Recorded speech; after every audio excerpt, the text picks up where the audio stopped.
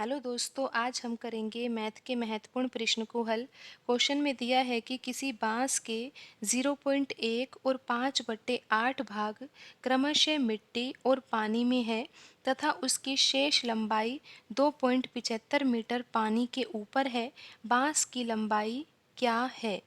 तो यहाँ पर हम मान लेते हैं कि जो बांस की लंबाई है वो कितनी है, 40 यूनिट है, ये हम मान रहे हैं। और अब हमें ज्ञात क्या करना है, इस 40 यूनिट का ही मान ज्ञात करना है, क्योंकि बांस की लंबाई क्या है हमें इसके बारे में ही तो जानना है। तो हम यहाँ पर मान रहे हैं कि बांस की लंबाई 40 यूनिट है, तो हमें ज्ञात भी क्या करना है, 40 यूनिट की वैल्यू ज्ञात करनी है। और किस तरीके से ये वैल्यू ज्ञात की जाएगी आप यहाँ पर ध्यान से समझिए। प्रश्न में दिया है कि बांस का जो 0.1 भाग है वो कहाँ है, मिट्टी में है। तो 40 यूनिट तो पूरी लंबाई है, 40 यूनिट का अगर हम यहाँ पर 0.1 भाग निकालेंगे, 0.1 यानी कि 1/10, तो ये कितना आ जाएगा, 4 यूनिट के बराबर आ जाएगा। आप यहाँ पर आसानी से निकाल सकते हो। 40 यूनिट का अगर आप 0.1 भाग निकालोगे तो यानी कि 1/10, और ये 0 से 0 कट जाएगा और ये किसके बराबर आ जाएगा, 4 यूनिट के बराबर आ जाएगा। आप यहाँ पर समझ गए होंगे कि 40 यूनिट बांस की कुल लंबाई है और उसमें से 4 यूनिट जो है वो कहाँ पर है, मिट्टी में है। और आगे प्रश्न में दिया है कि जो 5/8 भाग है वो कहाँ पर है, पानी में है। तो यहाँ पर हम पता लगाते हैं कि 40 यूनिट का 5/8 कितना होगा। तो इस तरीके से आप यहाँ पर निकाल सकते हो। 8 के पहाड़े से ये 40 कट जाएगा 5 बार, और 5 का गुणा 5 से होगा तो यहाँ पर आ जाएगा 25 यूनिट।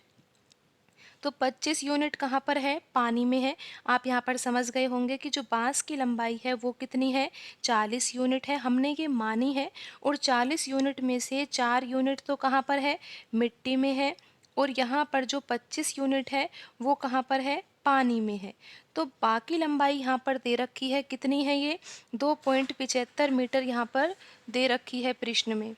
लेकिन आप यहाँ पर देख सकते हो कि ये 40 यूनिट कुल है बांस की लंबाई, इसमें से 4 यूनिट लंबाई मिट्टी में है, 25 यूनिट लंबाई पानी में है। तो शेष लंबाई अब कितनी बची है, 11 यूनिट ही तो बची है। आप यहाँ पर आसानी से निकाल सकते हो। 25 और 4 कितना होता है, 29 होता है। और 40 में से अगर हम 29 को घटाएंगे तो ये कितना आ जाएगा, 11 यूनिट आ जाएगा। ये शेष लंबाई है, और कौन सी लंबाई है, जो पानी के ऊपर है। और प्रश्न में ये लंबाई किसके बराबर दे रखी है, 2.75 मीटर के बराबर दे रखी है। तो हम इसको बराबर रख देते हैं। हम यहाँ पर अब क्या रखेंगे, 11 यूनिट किसके बराबर रखेंगे, 2.75 मीटर के बराबर। तो आइए अब हम इसको हल कर लेते हैं। हमें यहाँ पर एक इक्वेशन तो मिल ही गई है कि 11 यूनिट किसके बराबर है, 2.75 मीटर के बराबर है। तो यहाँ से एक यूनिट की वैल्यू निकाल सकते हैं। एक यूनिट बराबर क्या होगा, 2.75/11 मीटर। और हमें ज्ञात क्या करना है, बांस की लंबाई, जो कि हमने मानी है 40 यूनिट।